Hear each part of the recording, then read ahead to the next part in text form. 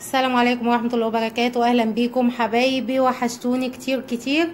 يلا بينا. النهاردة جاي لي ضيف على الغدا، فقررت ان انا ادعبس في التلاجة واطلع اللي انتوا شايفينه ده. معايا هنا سمك فيليه، معايا سمكة قاروص كبيرة، معايا كمان سمك بولتي، معايا تتبيلة السمك اللي عاملينها مع بعضينا في فيديو مستقل هنزلها لكم في صندوق الوصف.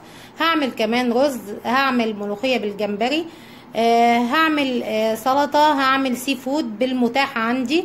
همشي الليلة. طبعا انا هنزل كل حاجة في فيديو مستقل عشان الفيديو ما يطولش بينا. يلا بينا نروح على البوتاجاز. انا هنا محضرة الحلل بتاعتي، يلا بينا نشوف هنعمل ايه. ازيكم حبايبي، عاملين ايه دلوقتي؟ يلا مع بعضينا استكمالا للفيديو بتاع الاكلات البحرية. هنبدأ نعمل ايه مع بعضينا دلوقتي.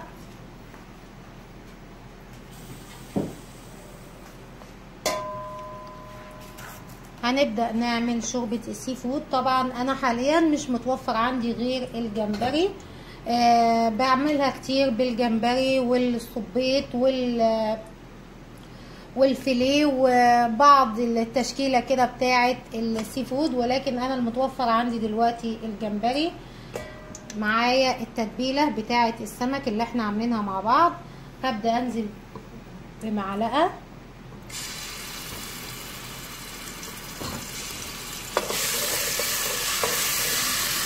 ومعايا كمان جمبري. الجمبري ده انا مقطعه الواحده 3 قطع، هنزل فيه. الجمبري ده انا بشتريه من الهايبر، اصلا بيبقى مسلوق نص سلقه، عشان كده هو لونه احمر بالشكل ده. بجيبه وبقشره وبشيل كيس الرمل اللي فيه، وابدا اقطعه بالشكل ده، هشوحه.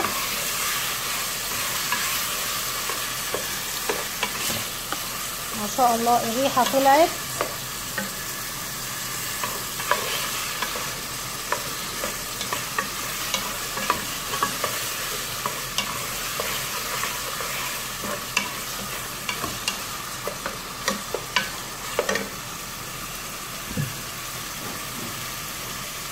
هبدأ اضيف شوية كزبرة،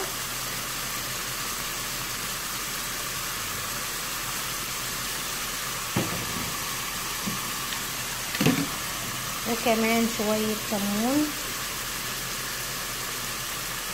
طبعا اسماك يعني كمون وكزبرة. اقلب.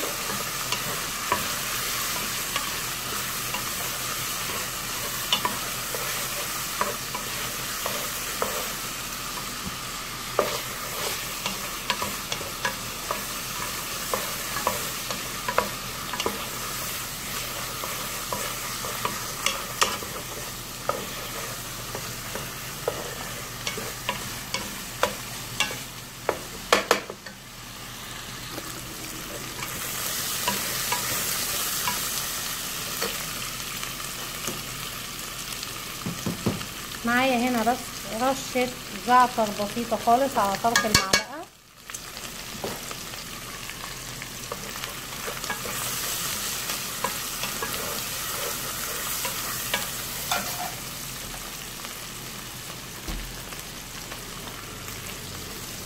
دلوقتي هعمل ايه؟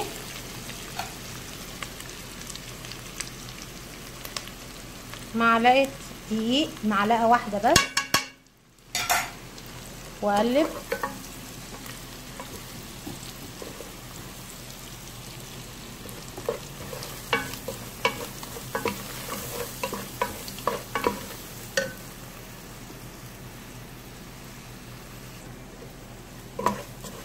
هبدأ دلوقتي انزل باللبن بتاعي، حوالي كوباية لبن.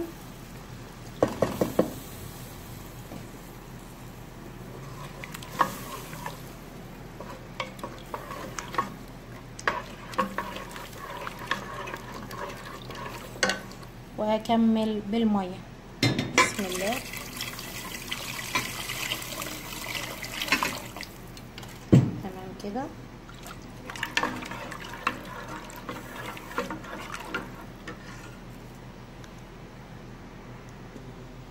دلوقتي قبل ما اكمل هبدأ اخد من اللي انا عملته ده كله هاخد كبشتين كده علشان اعمل بيها الملوخية.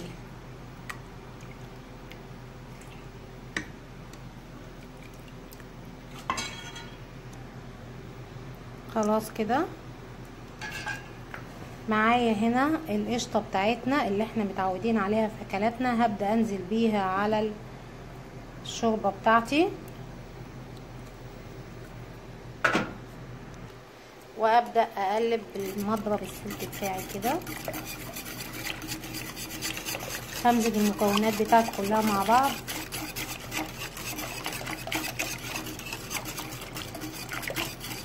طبعا كل واحد وليه طريقته في اعمال الشوربه دي، بس هي عموما دي اسهل طريقه لعمايل شوربه السي فود. طبعا بالاضافه لانه انا بعملها بضيف طبعا كذا صنف مش بس الجمبري، لكن ده المتوفر معايا النهارده. بعد كده نبقى نعملها بكل المكونات.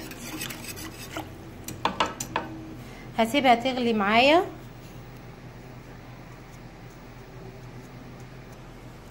نضيف الملح بالمرة. الشوربة بتاعتي خلاص غليت وبقت تمام.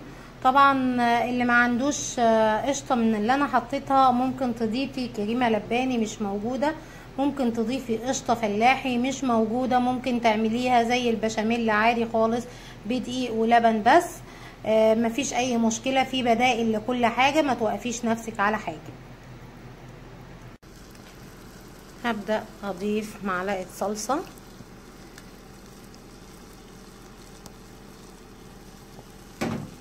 وعلى النار هنا الطاسة فيها الثوم المفروم ونص معلقة سمنة بلدي ومعلقة ليا صغيرة او معلقة دهن.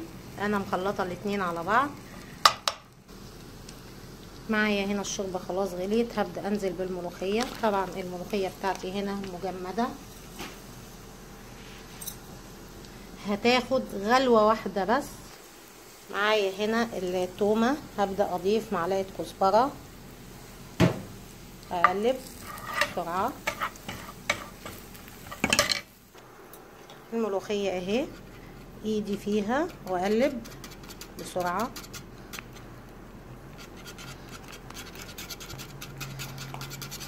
التومة خلاص هطفي عليها، اقلب الملوخية. معايا هنا كربوناتو، هحط شعرة صغيرة جدا علشان الملوخية بتاعتي تحتفظ باللون الاخضر بتاعها. وهي دي التكة. طبعا انا مهدية عليها خالص، هقلب عشان متبقاش متكلكعة وما تسقطش مني بعد كده. طبعا الملوخية ست البيت الشاطرة اكيد عارفة انه الملوخية ما ينفعش اغطي عليها وهي سخنة عشان ما تسقطش لتحت. السر يا جماعة انه الملوخية بتسقط لتحت انك بتغطي عليها وبتسيبيها تغلي كتير. طبعا كده خلاص انا طفيت عليها غلوة واحدة بس. انا بقلب وهي مطفي عليها.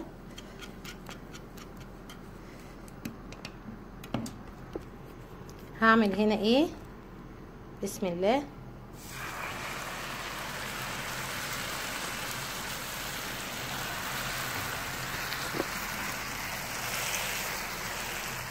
شايفين ما شاء الله الريحة تحفة، ريحة تجوع.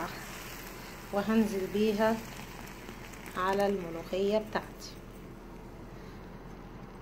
كده. الملوخية بتاعتي جاهزة على التقديم، مش ناقص ليها غير الملح فقط. هظبط الملح بتاعها. طبق الملوخية بتاعي الخطير بالجمبري.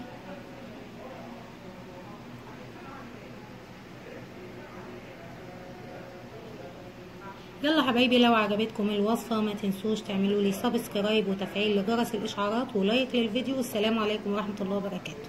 نتقابل في فيديو جديد ان شاء الله.